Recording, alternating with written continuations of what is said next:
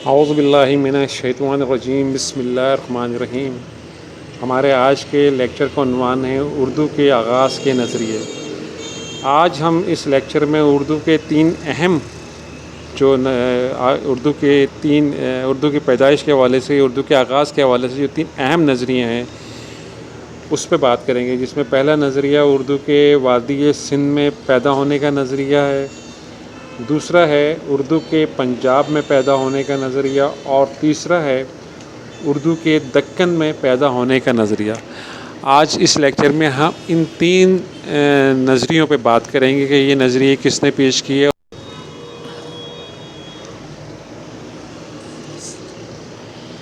اردو کے آغاز سے متعلق گزشتہ 200 برسوں سے زیادہ کے دوران ہمارے متعدد علماء، محققین اور ماہرین لسانیات اپنے اپنے خیالات کا اظہار کرتے رہے ہیں۔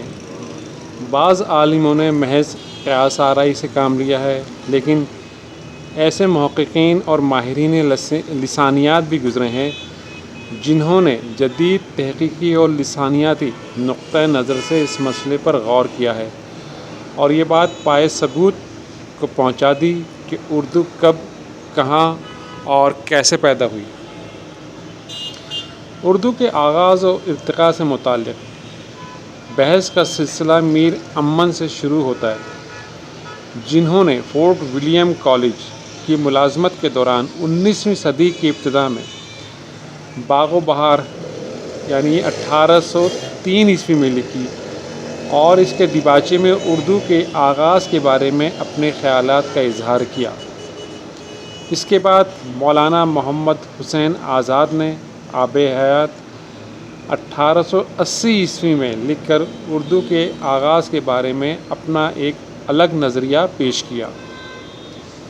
20ویں صدی کے نصف اول میں سید سلیمان ندوی نے نقوش سلیمانی میں اردو کے آغاز کے بارے میں اپنی رائے کا اظہار کیا۔ اسی زمانے کے آس پاس حافظ محمود خان شیرانی اور سید محی الدین قادری جیسے جید عالموں اور محققوں نے بھی اردو کے آغاز و ارتقاء کے بارے میں نہایت وقت نظر اور محققانہ استدلال کے ساتھ اپنے اپنے نظریات پیش کیے۔ اردو کے آغاز اور ارتقاء سے متعلق شیرانی صاحب کی تحقیقی تصنیف پنجاب میں اردو آج بھی قدر کی نگاہ سے دیکھی جاتی ہے۔ اس طرح ڈاکٹر زور کا علمی اور تحقیقی کارنامہ ہندوستانی لسانیات اردو لسانیات میں سنگ میل کی حیثیت رکھتا ہے۔ محمود شیرانی اور ڈاکٹر زور کے بعد پروفیسر مسعود حسین خان اردو کے چوٹی کے لسانی محقق ہیں، جن کے پیش کردہ نظریہ آغاز زبان اردو کو اب تک چیلنج نہیں کیا جا سکا۔ ان کی تحقیق اور عالمانہ تصنیف مقدمہ تاریخ زبان اردو کے آغاز و ارتقاء کا سب سے قابل قبول نظریہ پیش کرتی ہے۔ لسانیاتی تناظر میں جدید تحقیقی نقطۂ نظر سے لکھی ہوئی یہ کتاب ایک ایسی جامع اور مستند تصنیف ہے جو گزشتہ نصف صدی سے اردو دنیا سے خراج تحسین لے رہی ہے اور جس کی ہم پائے کوئی دوسری تصنیف آج تک منظر عام پر نہ آ سکی۔ مسعود حسین خان کے بعد شوکت سبزواری کے تحقیقی کارنامے سامنے آئے، پھر عہد حاضر میں گیان چند جین اور سہیل بخاری جیسے محققین نے اس موضوع پر خامہ فرسائی کی۔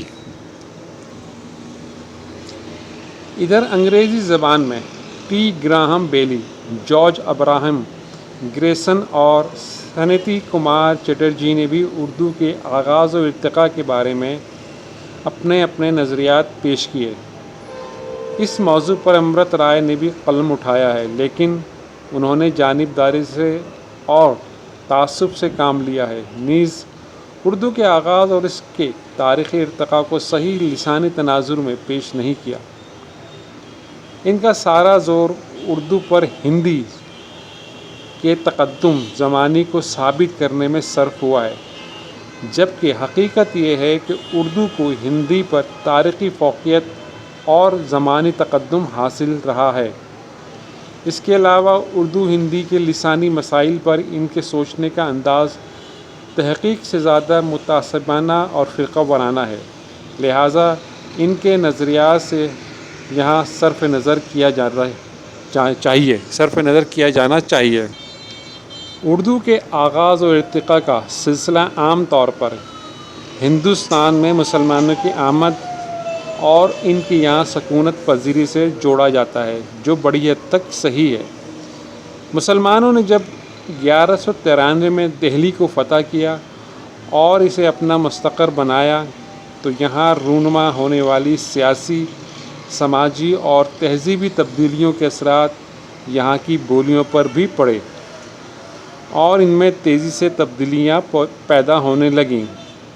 نواں دہلی کی ایک بولی کھڑی بولی، جو دہلی کے شمال مشرق میں بولی جاتی تھی، مسلمانوں کی توجہ کا خاص مرکز بنی، جسے انہوں نے عام بول چال کے طور پر نیز ریت سے رابطہ قائم کرنے کی غرض سے اپنایا۔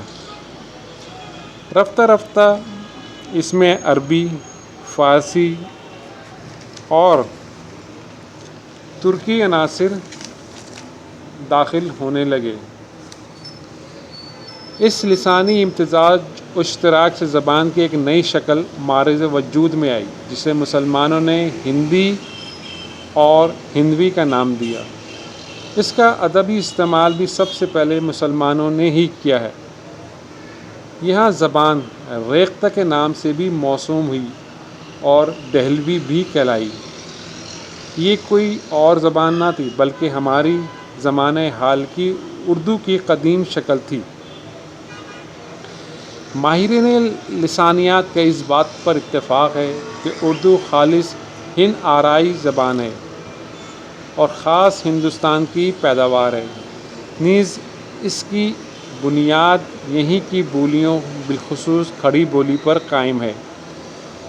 اس کی کچھ لفظیات اور بعض لسانی عناصر کا تعلق عربی و فارسی سے ضرور ہے، جنہیں مسلمان فاتحہ اپنے ساتھ لائے تھے۔ انہیں بیرونی عناصر اور مقامی بولیوں کے خمیر سے اردو کی تشکیل عمل میں آئی۔ گیان چند کا کہنا ہے، بیرونی مسلمان اپنے ساتھ نہ اردو لائے تھے نہ کھڑی بولی، ہندوؤں نے کھڑی بولی کو نظر انداز کر رکھا تھا۔ مسلمانوں نے اسے پسند کر کے اس میں عربی، فارسی الفاظ بڑھانے شروع کیے اور وہی کھڑی بولی کا اردو ادب کہلایا۔ اس بیان سے یہ صاف ظاہر ہے کہ مسلمانوں نے کھڑی بولی کو، جو ایک پسماندہ بولی تھی اور جسے ہندو لائق ادنیٰ نہ سمجھتے تھے، اپنا کر اسے ایک بنا سنوار کر ایک مستقل زبان کی حیثیت دی اور ادبی مرتبے تک پہنچایا۔ ان کا یہ عمل اردو، جسے انہوں نے ہندی اور ریختہ کہا، کے آغاز و ارتقاء کا سبب بنا۔ گویا اردو کی داغ بیل یہیں سے پڑتی ہے۔ فتح دہلی کے وقت کھڑی بولی بول چال کی سطح پر ہندوؤں میں رائج تو تھی، لیکن پچھڑی ہونے کی وجہ سے اس کی طرف متوجہ نہ ہوئے تھے۔ لیکن جب یہی کھڑی بولی فارسی رسم خط کے ساتھ اردو کے قالب میں ڈھل کر نکھرنے لگی تو ہندو بھی اس کی ترقی میں حصہ لینے لگے۔ یہی وجہ ہے کہ متعدد عالموں اور دانشوروں نے اردو کی پیدائش کو مسلمانوں اور ہندوؤں کے میل جول کا نتیجہ قرار دیا ہے۔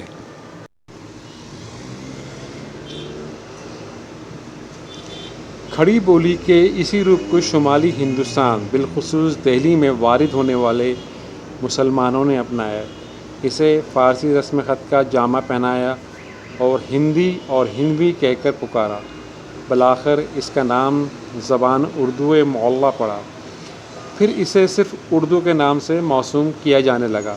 یہی اردو آج بر صغیر پاک و ہند میں معیاری اور ترقی یافتہ زبان کی حیثیت سے پہلے ہم بات کرتے ہیں حافظ محمود شیرانی کے نظریے کی، جن کا کہنا ہے کہ اردو کی پیدائش پنجاب میں ہوئی۔ حافظ محمود شیرانی کی تصنیف ہے پنجاب میں اردو۔ حافظ محمود شیرانی اپنی اس کتاب میں لکھتے ہیں، ہم اردو کے آغاز کو شاہجہاں یا اکبر کے دربار اور لشکر گاہوں کے ساتھ وابستہ کرنے کے عادی ہیں، لیکن یہ زبان اس زمانے میں بہت قدیم ہے، بلکہ میرے خیال میں اس کا وجود انہی ایام میں سے ماننا ہوگا جب سے مسلمان ہندوستان میں آباد ہیں۔ کہا جاتا ہے کہ جس زبان سے اردو ارتقا پاتی ہے وہ نہ برج ہے، نہ ہریانی اور نہ قنوجی، بلکہ وہ زبان ہے صرف جو دہلی اور میرٹھ کے علاقوں میں بولی جاتی تھی۔ اب سوال یہ رہ جاتا ہے کہ دہلی میں مسلمانوں کی آمد کے وقت کون سی زبان بولی جاتی تھی؟ یا وہ راجستھانی ہوگی یا برج۔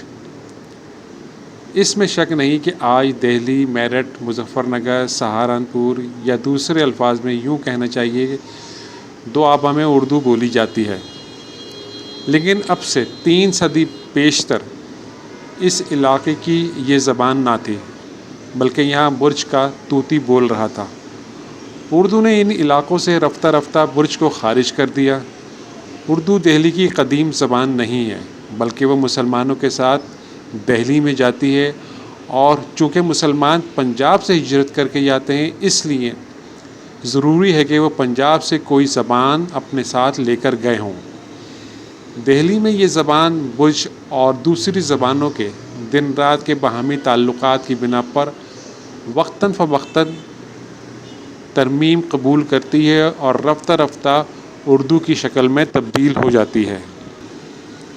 ان کا مزید لکھنا ہے، تغلق بھی پنجابی لشکر کے ساتھ دہلی میں داخل ہوا۔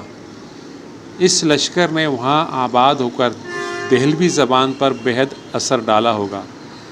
دہلی کے کوچہ و بازار میں ہر طرف پنجابی بولنے والے نظر آتے ہوں گے۔ جس طرح نارمن فوج کی فتح نے انگریزی زبان پر اثر ڈالا اور اس کی رفتار کو ہمیشہ کے لیے بدل دیا، اسی طرح دہلی کی زبان پر پنجابی اثر انداز ہوئے۔ وہ مزید لکھتے ہیں، خضر خان نے 60,000 پنجابی سواروں کے ساتھ دہلی پر قبضہ کیا۔ اس طرح دہلی کی زبان میں اپنی اصل کا تازہ خون دوڑا، اور بہلول لودھی بھی پنجاب سے جا کر دہلی کا بادشاہ بنا۔ اس کے لشکر میں زیادہ اغوان تھے، لیکن یہ اغوان زیادہ تر پنجاب میں آباد تھے۔ ان تاریخی واقعات سے شیرانی صاحب یہ نتیجہ اخذ کرتے ہیں کہ پنجاب کا اثر دہلی پر ہر عہد میں نمایاں رہا ہے۔ سیاسی حالات زبان پر اثر انداز ہوتے ہیں، چنانچہ یہی وجہ ہے کہ اردو اور پنجابی میں بہت مشابہت ہے۔ شیرانی لکھتے ہیں، تغلقوں کے عہد میں دہلی میں جس قسم کی زبان بولی جاتی تھی، اس کے نمونے قدیم دکنی ادب میں دیکھے جا سکتے ہیں۔ حافظ محمود شیرانی کا نظریہ قابل توجہ ہے۔ ان کی تصنیف پنجاب میں اردو 1928 میں شائع ہوئی۔ آزاد کے بعد شیرانی کا نظریہ ایک دوسرے سنگ میل کی حیثیت رکھتا ہے۔ ڈاکٹر محی الدین قادری جیسے ماہر لسانیات اور کیفی جیسے اہل قلم اس نظریے کی حمایت کرتے ہیں۔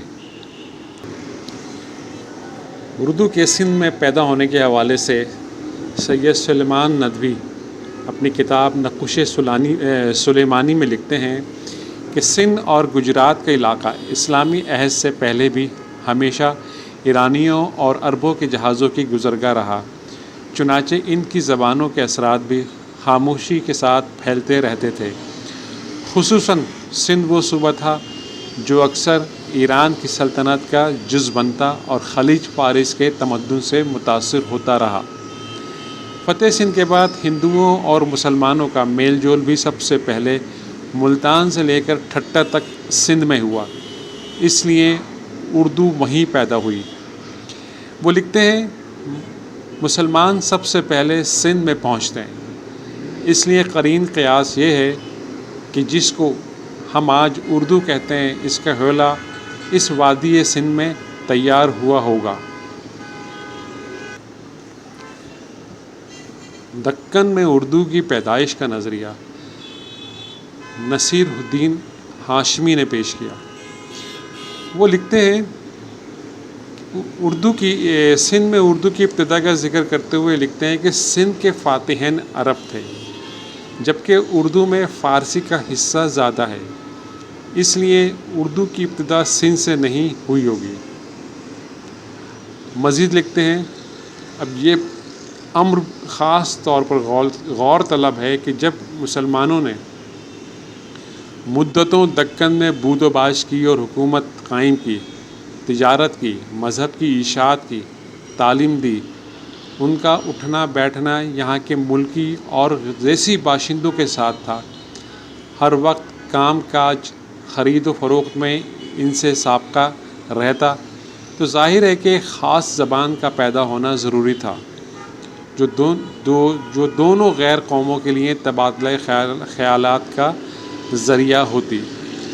اس لحاظ سے جو دعویٰ اردو کے دکن سے پیدا ہونے کا کیا جاتا ہے وہ بڑی حد تک صحیح ہو سکتا ہے، مگر جو امور سندھ سے اردو کی ابتدا ہونے کے معنی ہیں وہی امور یہاں بھی معنی نظر آتے ہیں، اس لیے سر دست ہم دکن کو بھی اردو کا مولد نہیں قرار دے سکتے۔ ڈاکٹر آمنہ خاتون نے 1970 میں دکنی کی ابتدا کے نام سے ایک کتابچہ شائع کیا۔ انہوں نے دکنی کو اردو سے الگ زبان قرار دیا ہے۔ ان کے نزدیک مسلمانوں کی دہلی آمد سے 550 سال پہلے مرہٹی میں عربی فارسی الفاظ کی آمیزش سے دکنی کا آغاز ہوا۔